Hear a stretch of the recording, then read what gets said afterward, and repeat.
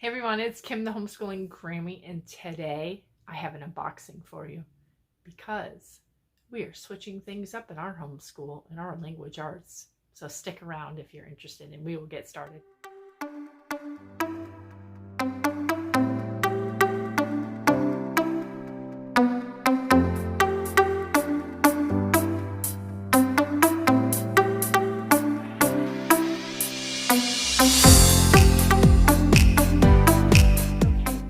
Mentioned a while back in a previous video that we were going to be doing some switching up in our language arts for homeschool. What we are doing is just not working.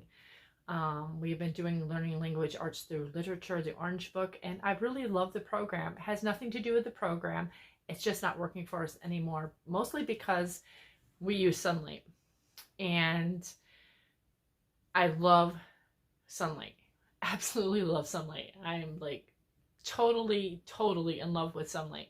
But what I've been finding is doing the learning language arts through literature, plus doing the writing with ease, and doing the Sunlight and all the readers and all the stuff that comes with the reading portion. She's getting burned out, I'm getting burned out, and we just can't keep, I can't keep the pace anymore. And so I started looking for something that would allow her to be a bit more independent. Because quite frankly, I need her to be. Let's be honest. I need her to be a little bit more independent sometimes. Some days it's just too much. And so I'm going to show you what I got. After much searching and looking and reading and watching YouTube videos and you name it, I did it.